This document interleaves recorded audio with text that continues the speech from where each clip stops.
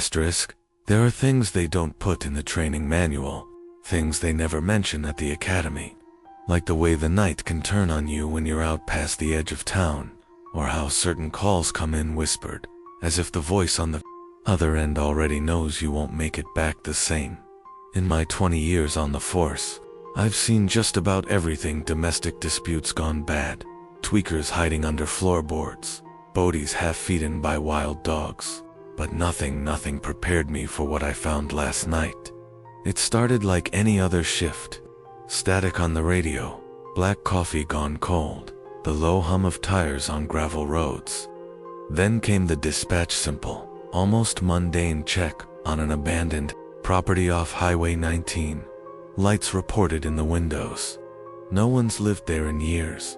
I almost didn't go. Almost. But I turned onto that overgrown dirt lane. Tires crunching through dry brush, moonlight barely reaching through the canopy of dead trees overhead. The house stood at the end, tilted, gutted by time, its windows like eyes sunk deep into a skull. No wind, no crickets, not even the usual hum of distant traffic. Just silence. And as I stepped out of the cruiser, I realized something strange. My radio was dead. My flashlight wouldn't turn on. My phone had no signal. That's when I saw the front door slowly creak open on its own. I should have called for backup. I should have turned back. But instead, I stepped inside. I haven't told anyone this before. Not my captain, not my partner, not even my wife. I don't think I could make the words come out without sounding insane. But the images, the sounds, they've been looping in my head every night since. I haven't slept more than 2 hours at a stretch, and when I do manage to drift off, I hear it. That same noise. Like breath, but not human. Like something trying to mimic it. You seem like someone who's seen strange things. 2 things you're not supposed to talk about. So maybe that's why I'm telling you this. Because you won't laugh. Because you'll listen. And maybe, because I just need to get it out before it consumes me entirely. I've been a cop for 2 decades. I've responded to every kind of call you can imagine. Domestics, overdoses, shootings, missing persons, drownings. You name it. I've seen the worst of humanity and the aftermath it leaves behind. But none of it prepared me for what I found up near that old fire road. The one that cuts through the forest beyond Hillridge, past where the streetlights end, where the GPS starts to flicker out and your phone drops to no signal, where the roads go narrow and the trees lean in too close. Dispatch marked it a routine disturbance. They said someone reported creepy noises out near a vacant cabin in the woods, said they saw movement inside, even though the place was supposed to be abandoned. I was on the late shift, 2 a.m. quiet night, so I figured I'd check it out alone. Just another false alarm. Probably some drifter or a couple of bored teenagers. I remember thinking the forest felt heavy that night. The way your clothes feel just before a thunderstorm breaks. The wind wasn't blowing, but the leaves rustled anyway. I told myself it was nothing. Probably animals. Probably the drive should have taken me 15 minutes. It took over 40. My headlights barely cut through the mist curling up from the dirt road. And when I finally reached the clearing, the cabin sat hunched beneath the trees, like it was trying to disappear into the earth. No lights, no movement, just silence that pressed against my windows. I parked, got out, radioed in, but my radio crackled with static. I tried my phone, no signal, just like the report said. And when I stepped onto the porch, the wood creaked under my boots louder than it should have, like the house was announcing my presence. That's where it started.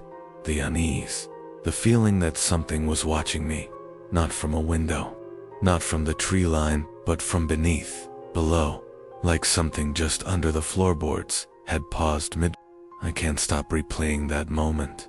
The door opened without me touching it. Just a slow whispery groan as it creaked inward. That smell, like wet dirt and rust. Like something old. Something wrong. Look, I know how it sounds, but I swear to you I wasn't hallucinating. I wasn't sleep deprived. My body knew the rules of danger, and every fiber of my being was screaming to leave. But I didn't. Not yet. And what I saw inside, God, I need you to promise me something. Promise me you won't go looking for it.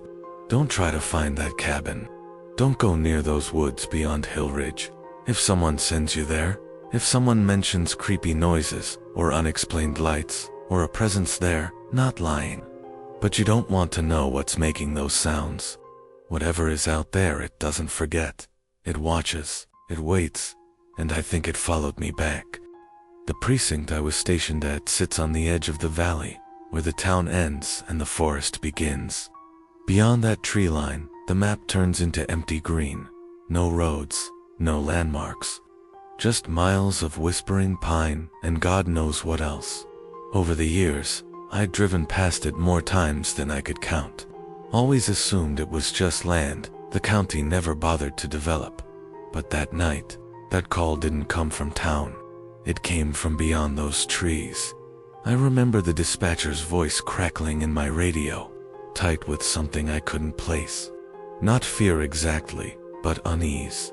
Like she wasn't sure if the call was a prank or something worse. Unit 12, we've got a welfare check.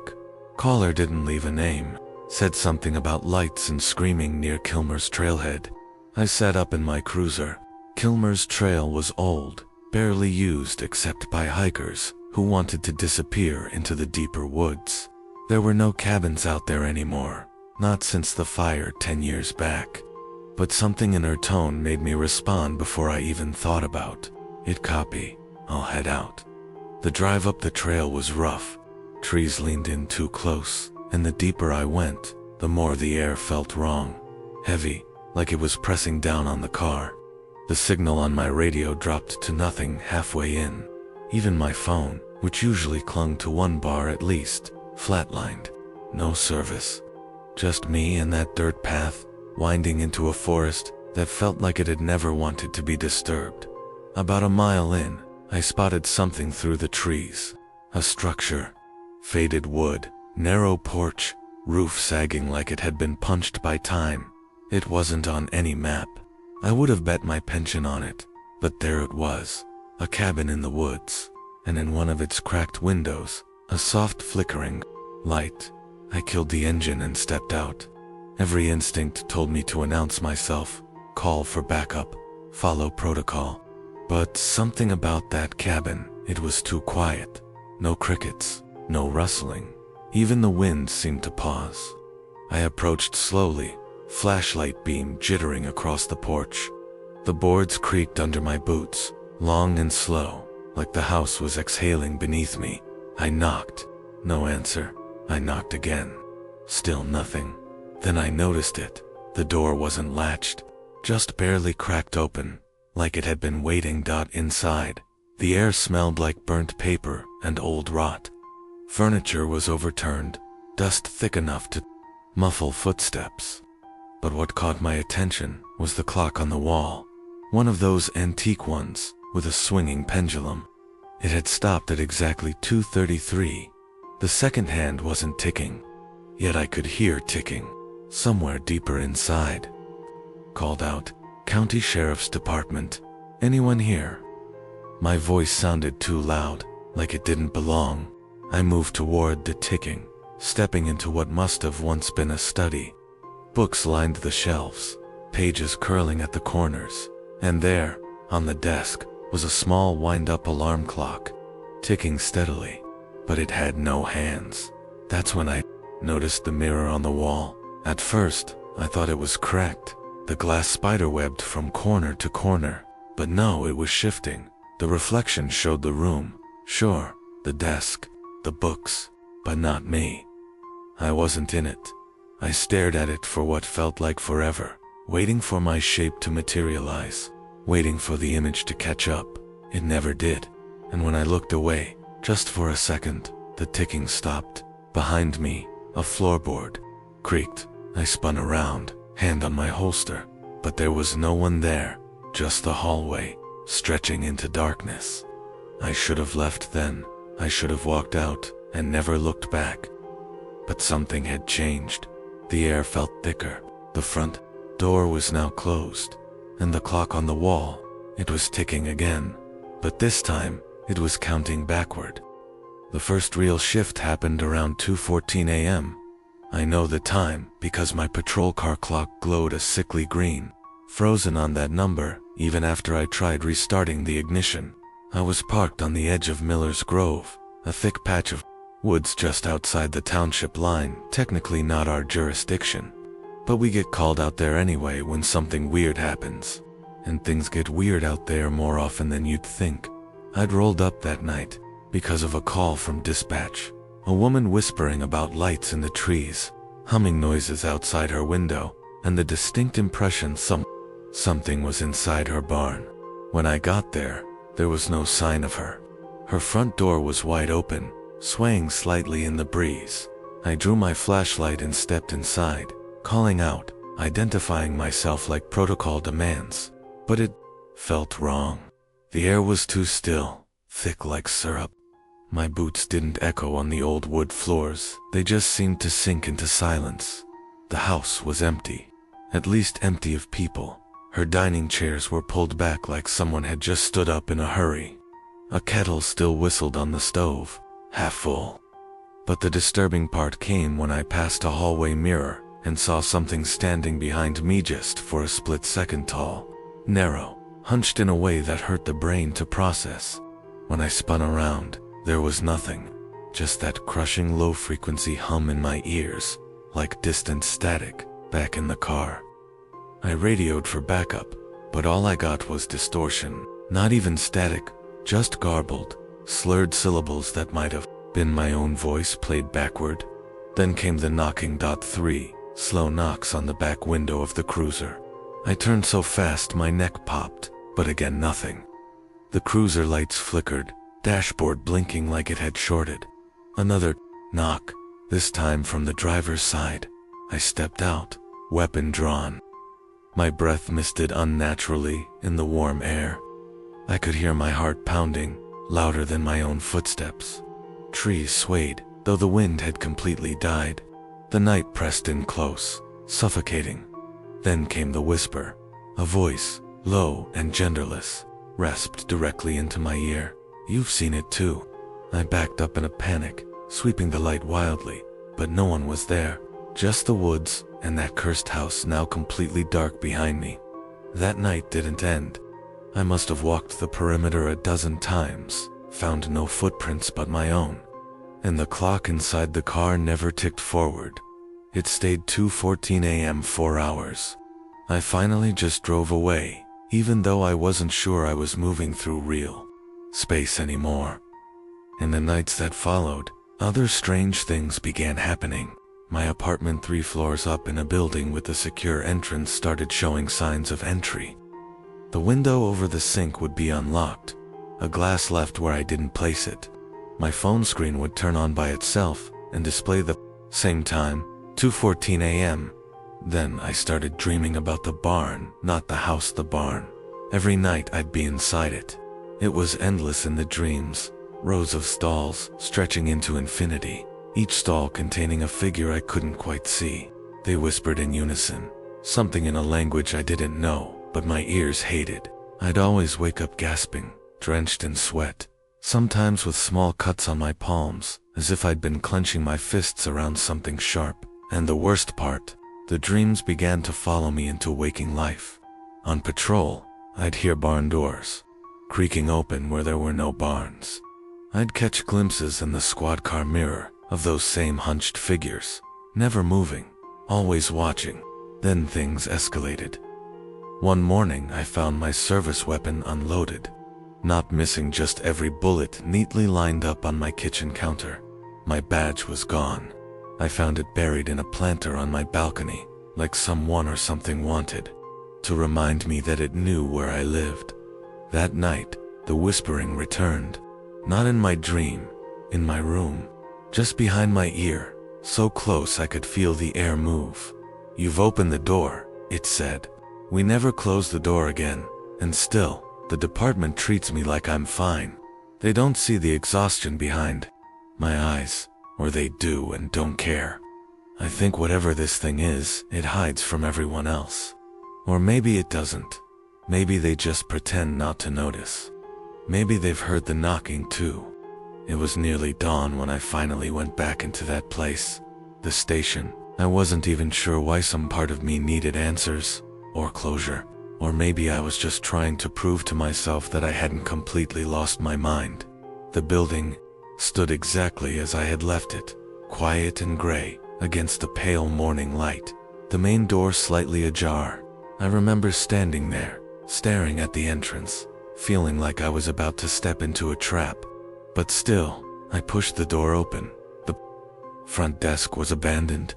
Dust hovered in the shafts of early light spilling through the barred windows. It was quiet, and naturally so. No static from the radio, no footsteps from the back hallway, no humming from the flickering fluorescents, just silence.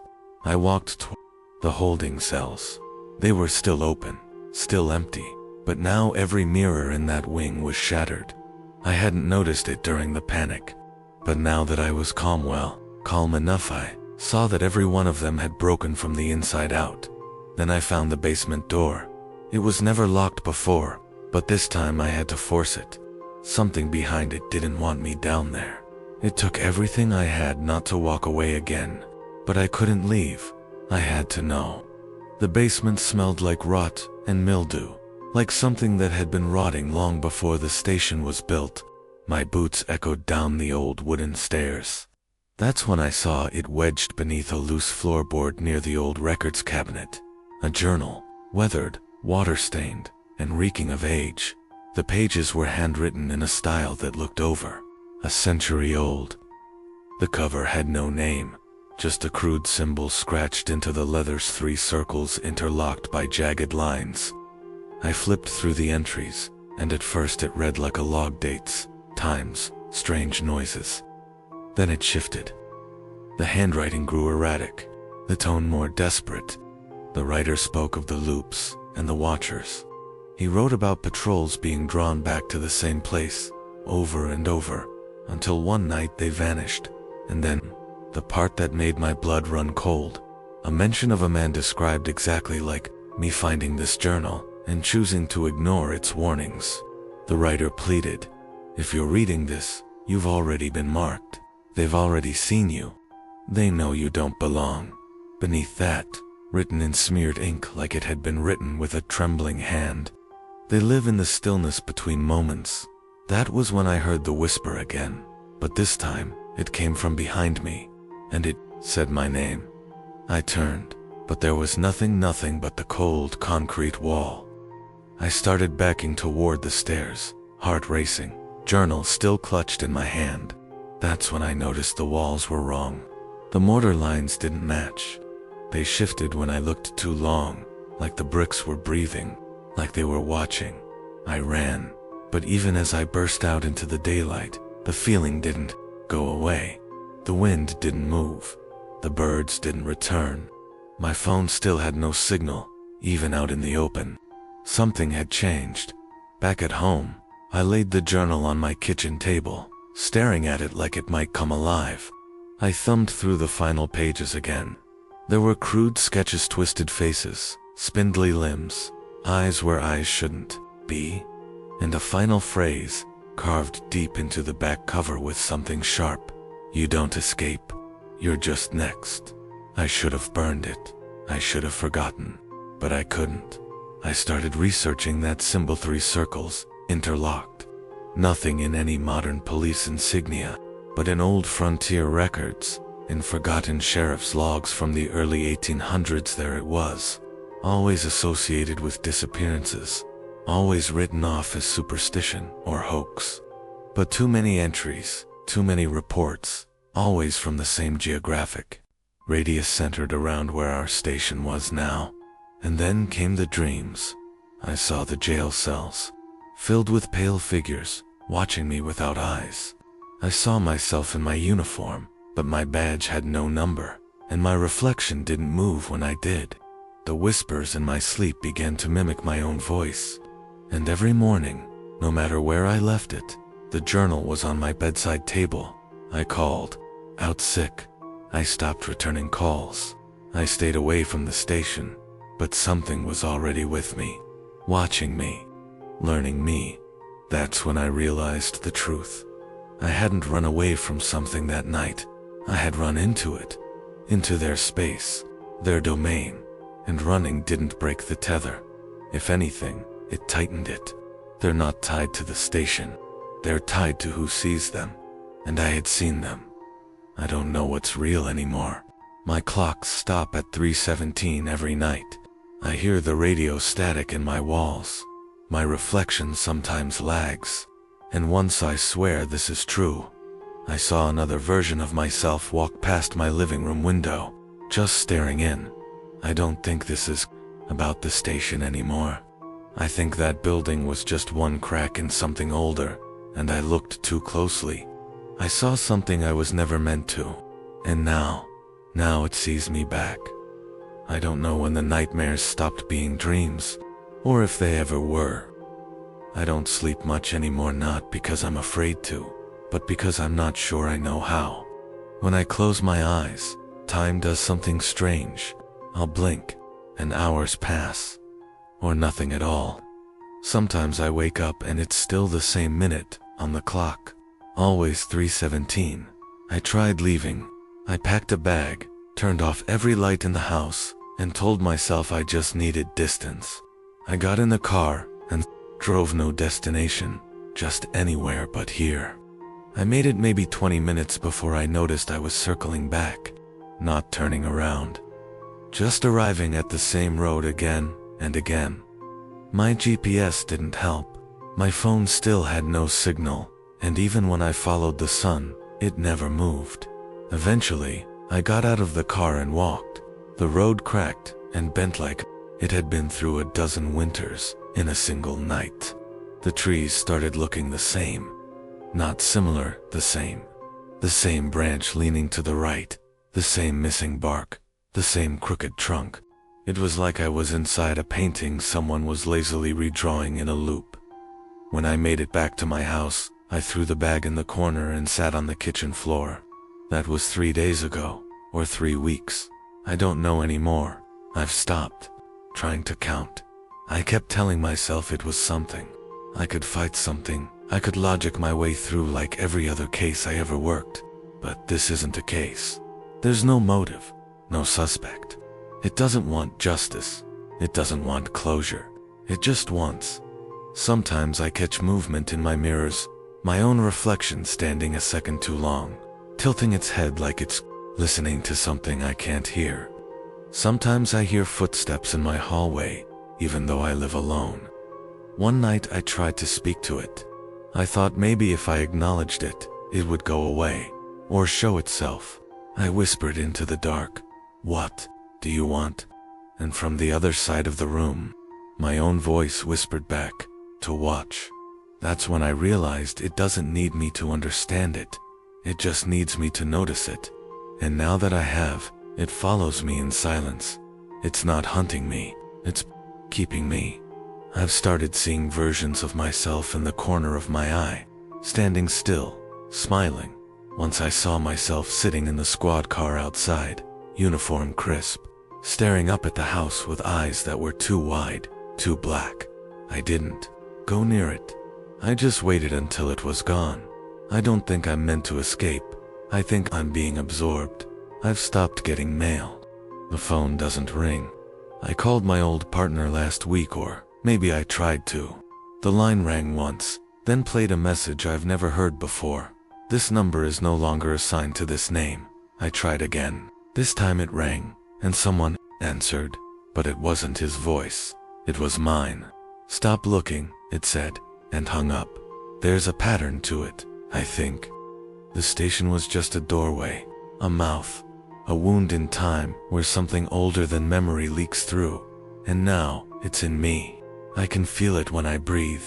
I see it in my dreams, which are no longer just mine. They feel borrowed, like I'm reliving someone else's memories. Memories of a forest where no wind blows, of a cabin where the clocks all point to nowhere, of a town where the sun never rises. I'm still here, physically, but not all the time. There are gaps. I'll wake up standing in the hallway, or I'll find a drawer open I know I haven't touched. One morning I found writing on my bathroom mirror, words I didn't remember writing, in handwriting not quite mine. Soon, I think I understand now. It doesn't want to hurt me. It wants me to stay, to be a watcher, a whisper, a flicker in the corner of someone else's eye. And maybe that's what I've become. I still wear the badge sometimes. It doesn't feel like mine anymore. It feels ceremonial, like I'm holding on to the last thread of something human. But the reflection in the badge doesn't always match. Sometimes the face looking back has too many teeth. So now I wait. I don't try to leave. I don't try to understand. I just sit in the stillness and listen to the quiet hum beneath the walls. The presence is always there. It doesn't need to speak anymore. I know what it wants. And the worst part, I think I'm starting to want it too. I haven't been able to sleep since that night. Not really. I lie down, I close my eyes, and for a while, it feels like rest. But it never is. Not anymore. Even when my body gives out and I drift off, I'm not resting, I'm listening. I'm watching. There's a part of me that never really left that place, that station, that opening. And I think that part is watching me now. Every night, around the same time, I hear it. Sometimes it's just the faint sound of boots on hardwood floor, my boots, the ones I tossed in the closet months ago. Sometimes it's a voice whispering from the hallway, using my voice but saying things I'd never say. And sometimes, when the house is completely silent, when even the wind outside goes still, I hear breathing, slow, steady, like someone asleep beside me. But I live alone. I think that's the worst part. Not the fear, not the unknown. It's the presence, constant, patient. It doesn't lunge at me or scream or throw things like some Hollywood demon. It just exists. It's always here. It doesn't have to chase me. I brought it back with me. Or maybe, just maybe, I never left it behind in the first place. You know, I used to believe that evil was something you could catch, something you could handcuff, lock away. I spent 20 years of my life chasing men who did terrible things, and I always thought justice was a matter of process: investigate, arrest, prosecute, repeat. But this isn't something I can file a report about. There's no paperwork for what I saw. No badge, no gun, no backup. What's worse is, I think it wants me to tell you this. Yeah, you, listening, you seem like someone who's seen strange things too. Maybe you've had nights you can't explain. Cold spots in warm rooms. Voices whispering behind closed doors. Dreams that bleed into waking. I'm telling you this not to scare you, but to warn you, because once you notice it, it notices you. I shouldn't be talking about it, but I also know that if I don't, I'll go mad. Hell, maybe I already have. Maybe this is what madness is: telling your story to an empty room, hoping someone on the other end believes you. But just in case you're still listening, please, promise me something. If you ever find that place, if you're ever driving through some old highway and your radio cuts out, and you see a weathered sign for a station that doesn't exist on any map, don't stop. Don't be curious. Don't think you can handle it. You can't. I couldn't. If you see a cabin in the woods with no signal, no birdsong, nothing but silence pressing on your chest, don't go in. Turn around. Don't stay. Burn it to the ground. If you can. Just don't let it see you. Because once it does, once it marks you, you'll never be alone again. I wish I could go back. I wish I could undo stepping through that door, down those steps, into that flickering hallway that didn't lead where it should have. But I can't. And now I live with it, this constant, unseen thing, perched just behind the veil of normal life, watching through my eyes, breathing when I breathe, whispering when I try to forget. I thought running would help, but it didn't. You can't outrun something that isn't bound by walls or time. It doesn't follow you, it just waits for you to catch up to where it already is. and I think you're closer to it than you realize. Look, maybe you'll think I'm crazy. Maybe you'll close this and move on. But if tonight, or tomorrow, or 10 years from now, you hear something pacing outside your bedroom door, or you catch your own reflection smiling when you're not, or your dreams start repeating themselves, like a broken record, remember me? Remember this voice, this warning, and remember, some doors don't open outward. Some only pull you deeper in, and if you ever feel like something is behind, you don't turn around, not unless you're ready to see yourself staring back. Have you ever seen something you couldn't explain, something that changed the way you look at the world? I'm not talking about shadows in the corner of your eye, or creaky old houses. I mean real fear. That moment your instincts scream at you that something's wrong, but the world around you looks exactly the same. If you've ever felt that, if you've ever walked into a room and known, without a doubt, that you weren't alone, then I need to hear your story. Tell me what happened. Tell me what you saw, or what followed you home. I read every single one, and not just out of curiosity. Sometimes, your stories help me sleep, not because they're comforting, but because they remind me I'm not the only one who's seen behind the curtain. But be careful. These things they listen to